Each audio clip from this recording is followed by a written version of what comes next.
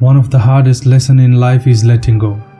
Whether it's guilt, anger, love, loss or betrayal. Change is never easy. We fight to hold on and we fight to let go. Buddha. If we look thoughtfully and understand our self-desires, in fact we are not attached with them. Rather we just allow them to be the way they are. Then we understand the reality of life, that is, as we get to the state of realization, we let go by leaving aside the desires and sufferings. One of the biggest questions which arises is how to let go of the things. The answer is very simple in Buddhist perspective. Just leave them as they are. The act of letting go doesn't mean to throw away or destroy the things you want to leave. It is the way of letting them be by setting down and diverting the mind. Through the practice of letting go, we realize the origin of suffering, which is our attachment to desires. Then we realize that we should let go of those desires and there is no longer any attachment to them. Letting go doesn't mean to get rid of the object, but it means to let go of the attachment.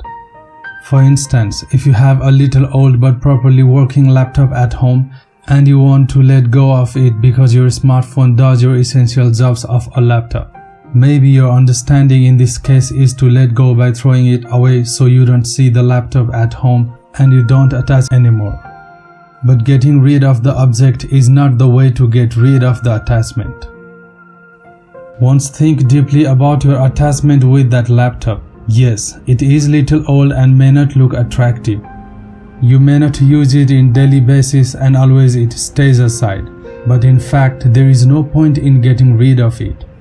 It has not covered too much space of your house to look congested. Laptop is not the problem, but it is just your thinking and the huge influence of a smartphone in everyday life. So do not think too much about laptop. Let it go and lay it aside. Keep it safely so you can pick it up again when necessary.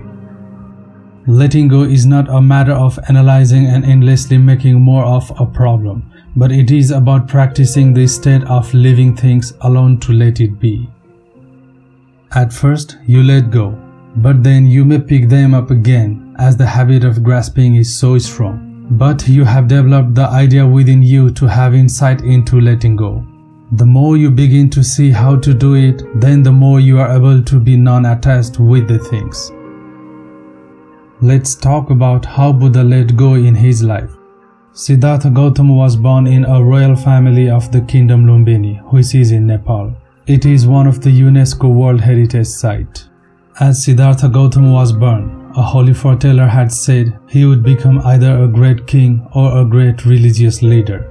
As receiving this prophecy, his father King Suddhodana determined that Siddhartha will be kept away from factors which would make him a religious leader. Then Siddhartha Gautama's life was only introduced to the standard of perfect health, beauty, and luxury by avoiding any kind of imperfection, misery, illness, and death. This was done to create a world that would help Prince Siddhartha to become a successful king. Despite King Suddhodana's great effort, while on his journey, Siddhartha discovered people with sorrow, suffering, sickness, and death. Then he let go with the attachment of family, palace, wealth, and comfort. After years of meditation and practice of peaceful life and humility, he understood that nothing is lost in the universe, everything changes, and law of cause and effect. Then he became Buddha, the enlightened one, and the light of Asia.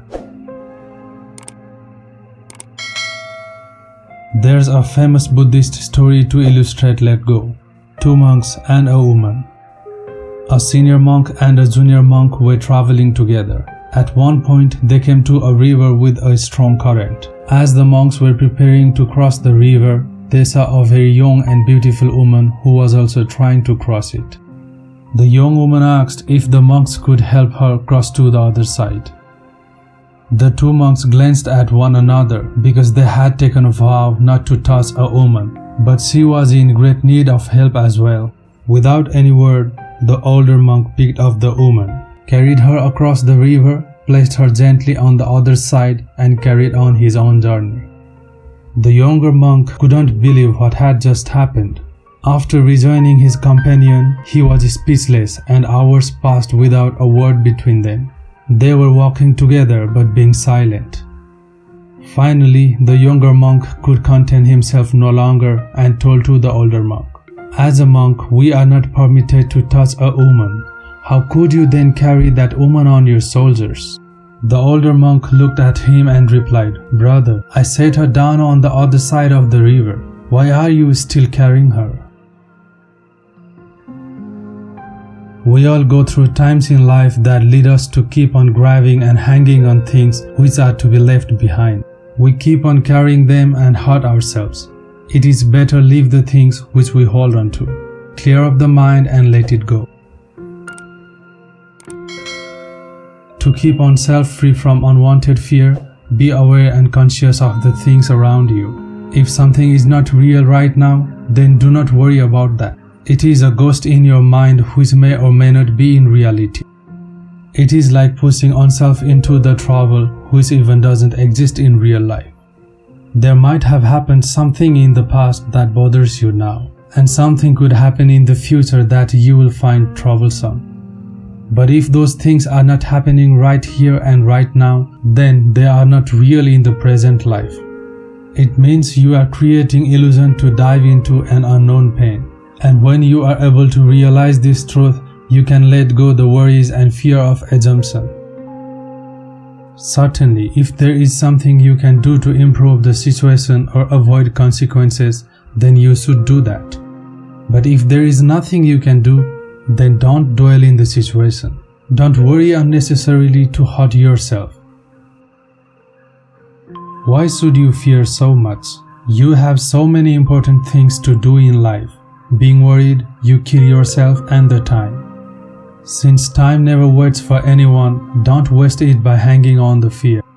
Take deep breath, realize, and let go. In the end, only three things matter: how much you loved, how gently you lived, and how gracefully you let go of things not meant for you. Buddha. Thank you for watching.